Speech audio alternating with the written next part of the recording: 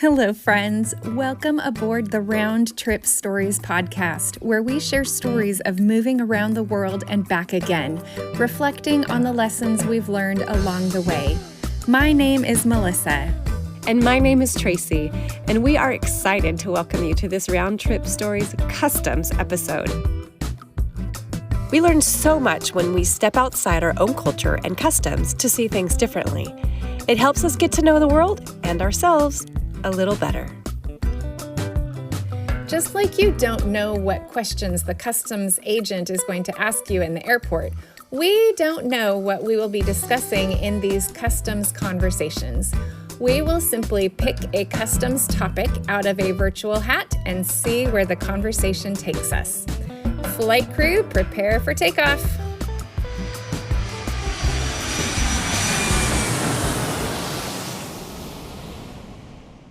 Well, welcome back, everybody. We are excited that we are finally doing a customs episode this season. If you haven't heard any of our other customs episodes, you should go back and listen. They are a lot of fun. But we decided that since we aren't doing as many customs episodes this season, that we wanted to actually just pick instead of trusting the random number generator. We decided we wanted to pick a topic that we knew would get us some great stories. So let's do a drum roll. Are you ready?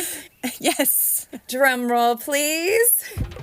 Our customs prompt for this episode is hospitality. Yay! Oh, the comfort of feeling at home when we are not at home. Moving to a different country especially can be exhausting, and having someone bring us a meal or invite us into their home for a meal and friendship is a warm blanket of care. Let's have a conversation about global hospitality. So, Melissa and I have both been benefactors of great hospitality when we've been outside our country. We also hope that we've offered hospitality to others. They would have to tell you if that's true or not. But we wanted to talk about that because it just makes you feel loved and cared for when you are in somebody's home in another country. And we have stories about that. Melissa, do you want to go ahead and start? Sure. I think one of my favorite stories that first comes to mind when I think of hospitality is when we were in Peru. We moved in December of 2011, and it was like literally the middle of December, not even 2 weeks before Christmas that we moved. So when we got there, we were hosted basically by the church that we were going to be working with. And that Christmas, we were invited on Christmas Eve, which is when they celebrate, Christmas Eve is basically Christmas. Yeah. In Peru. And my husband and I had visited once before for a few days. So we had met some of these people, we'd had a few days with them, and then we were back here, once we'd moved, we'd been there for a week. So we had very little time that we had spent with these people. But Pastor George and Adriana invited us to their home on Christmas Eve to spend Christmas Eve with their family. And so he came and picked us up at like 10 o'clock at night, and we drove, through the town, got to see the lights, went into their house and got to spend Christmas Eve with them. Went home a few hours later. One of my kids fell asleep on the way there and slept on the couch the whole time there, and was convinced later we had not actually gone. That the whole thing was that we were making the whole thing up. That was pretty funny. But it was such a precious thing to get to spend that night, that evening with that family in their home. And we still love those people so much, and those memories of that kind of hospitality just stay in your heart forever. For sure.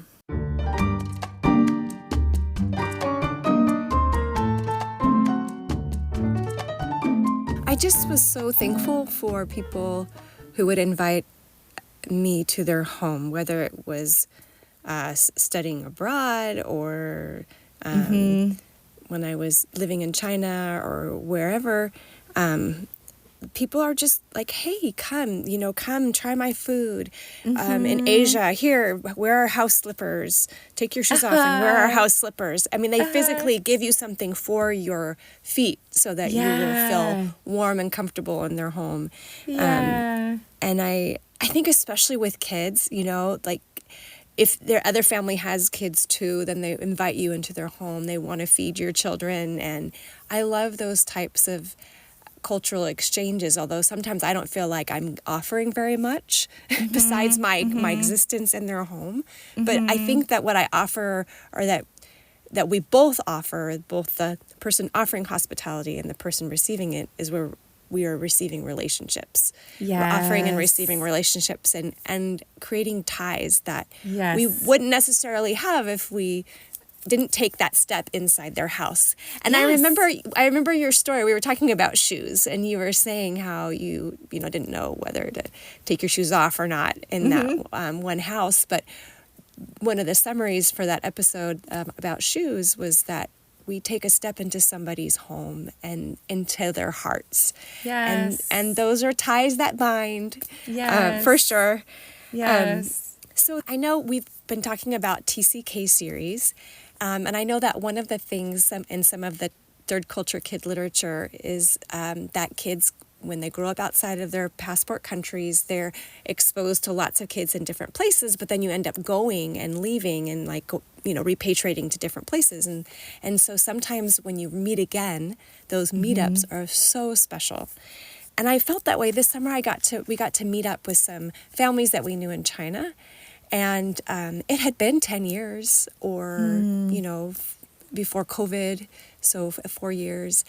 And I was a little bit nervous about, are we still going to be able to be connected? Or, what are we going to talk about? But no, it was, here, give me a hug, come into my home. How are you? We talked about how life has been since we saw each other in China last. And that hospitality that was offered from people that I already had heart strings attached to was also very special. So those third culture kid meetups or those global family meetups are just so rich in building, even building onto the relationship that has happened. Yeah. And sometimes people will offer you to come into your home, like you said, Melissa, and they don't even know you very long, right? And I feel like there's two groups. Sometimes we go overseas with an organization, and then there's somebody from that organization that is in charge of receiving you. But then there's also the hospitality of just the local people that we meet. And Yes. And I've just been so blessed by that, because they share their culture with us graciously. They don't have to, but they do.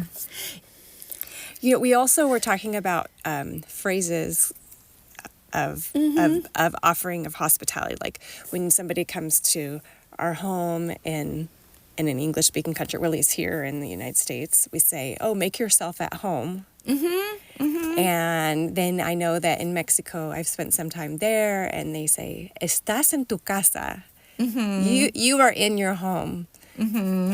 What do they say in Peru? I think that they say que sientes en casa, like that may you feel at home. Basically, kind of that same thing. Just we want you to feel like you are at home, because home is a gift.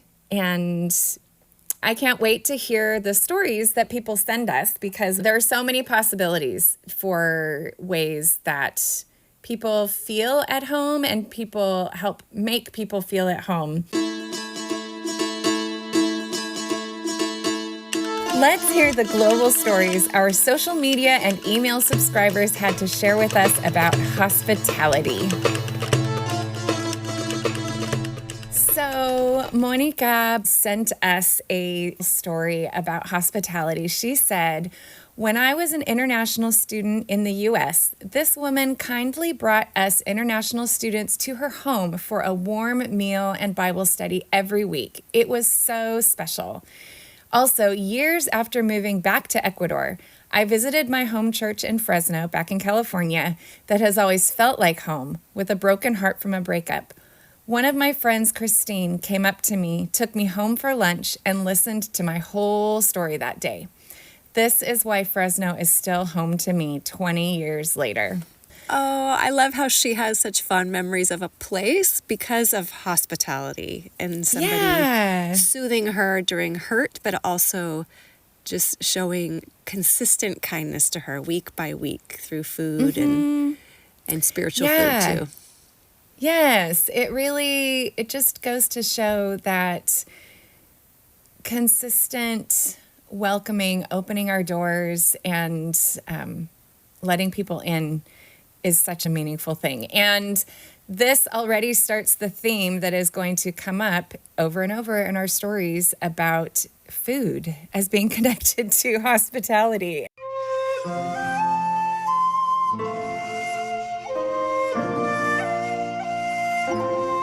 Yeah, and our next story is from Alwina Vonk, and she is German but grew up for many of her years in China.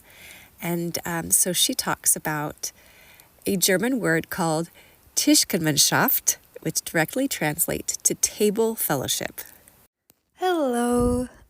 First of all, I just wanted to say thank you for this opportunity to just share and talk about my experience with hospitality. I grew up in China. I lived there for 9 years. And I mean, though I am back in Germany, and I've lived here for almost 10 years again now, it was very, very difficult to feel back at home or back in a space where you belong.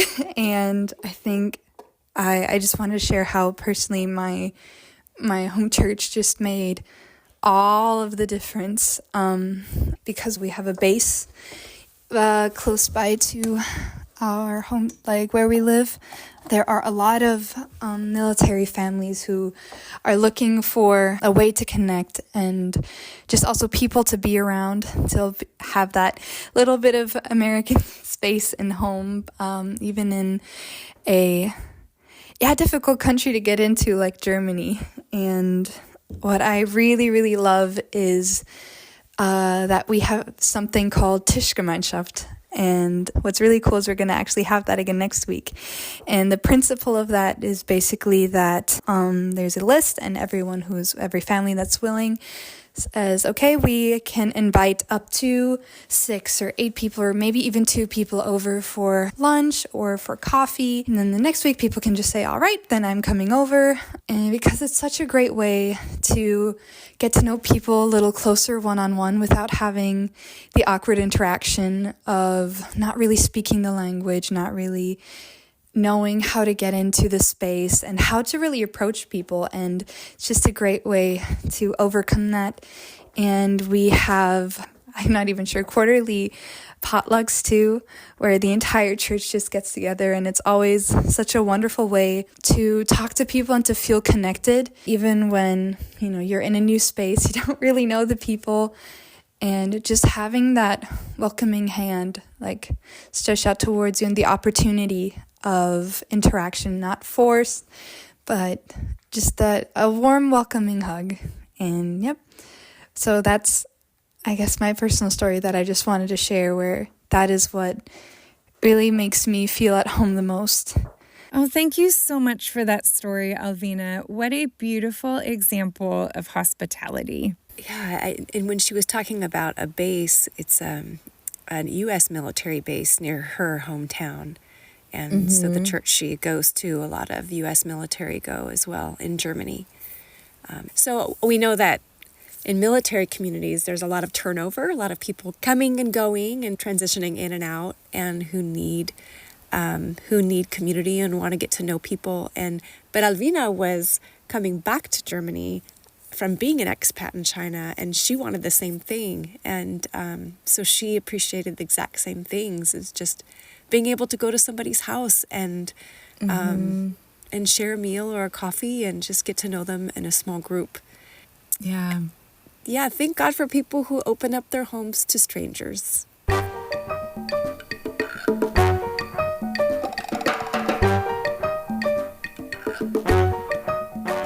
So Our next story is from my friend and my pastor, Scott, who was recently able to travel to Peru, where my family lived for a couple of years. And he was traveling with a group of other pastors down to visit some missionaries and some pastors of some churches out in rural areas, and shared a story about his experience getting to visit some of these Peruvians. Experience I had with hospitality in Peru is one that's probably not uncommon in many cultures, but it revolves around food. Was able to stay overnight with a family, and in the morning we were fed a very full breakfast. I'm sure certainly more than they would typically eat, but we had an oatmeal drink. We had eggs and vegetables and potatoes, and they were also very conscious of serving properly. A friend of mine, another pastor, was with me who had some dietary restrictions for his health, and they were careful to do that. But it really crystallized as we went right after that breakfast to a meeting in another home with some newer believers that were being discipled. And as we gathered in their home, in a very humble, modest home with a dirt floor, these new believers welcomed in their adult daughter and her children. And they had communicated through our missionary, and Pablo had communicated to them ahead of time that we were on a tight schedule, that we could only visit for a short time, and that though they typically tried to feed him when he visited, that we would not have time for food, but we would graciously know that they had welcomed us, and we would be fine. But even though they agreed to those terms ahead of time, as we gathered, they offered us some oatmeal drink just before we left. And Pablo smiled and said, of course, we'll take that. It's a small thing. We can have that pretty quickly and be on our way. And as we drank the oatmeal drink, out came plates of food. There we were served a humble meal, but a good meal of liver in a wonderful sauce and potatoes. But what struck me was that as we ate, myself, another American visitor, and our missionary, as we ate, I noticed no one else had food. And so they sat with us as we ate and drank and enjoyed some hospitality from them. They didn't have any. And that really struck a chord with myself and others as we reflected on that, and did have to leave rather quickly, but very much impacted by their hospitality in that moment. Thank you, Scott, for sharing this. It's so touching, and I have experienced that kind of hospitality there in Peru as well. And Peru is just like, I think, every country in the world. There are very wealthy people, and there are people that have very little. And so there is the whole spectrum.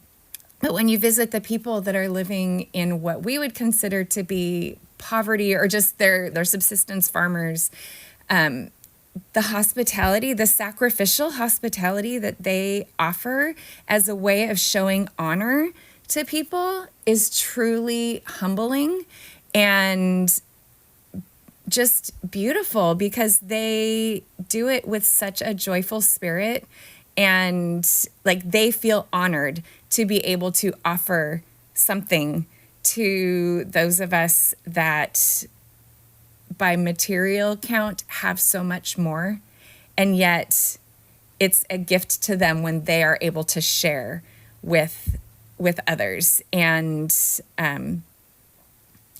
it really is very touching. And no matter what social strata or how much money we have, part of hospitality is offering nutrition to people, offering food, offering drink, offering a seat at the table.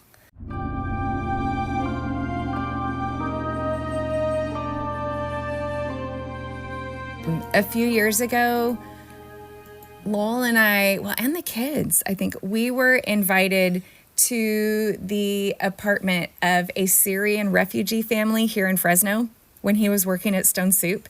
So these were refugees that were here in Fresno that invited us to come to their home.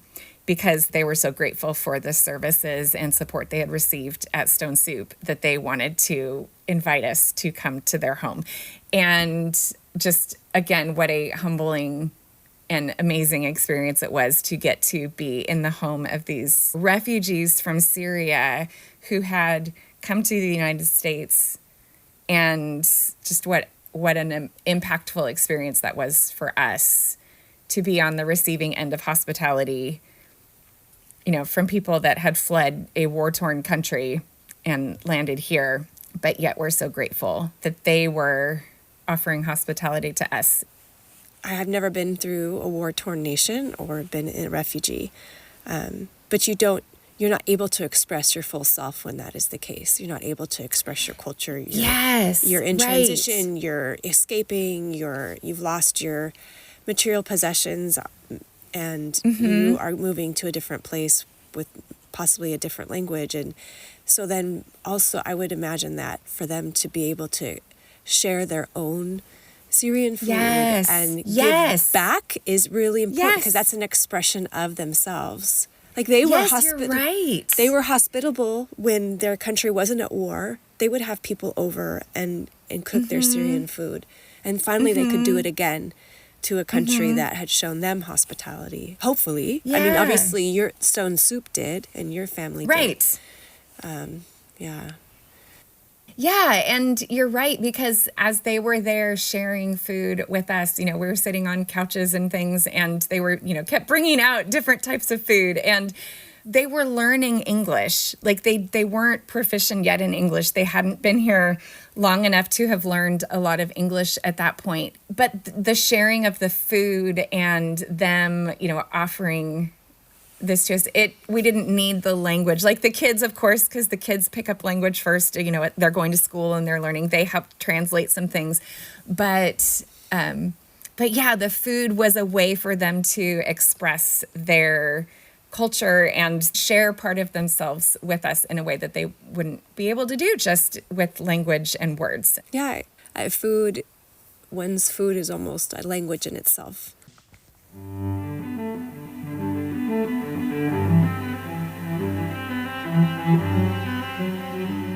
So our next story is from Urmi Hossein, and she is a professional from Canada in her 30s. She's Bengali, but she was raised in Italy. And this is a story about her going back to her hometown in Italy after 14 years and the hospitality that she felt. So Urmi says, "This year I attended a high school reunion in my home country, Italy. It was the first time I saw my high school friends since moving to Canada back in 2010.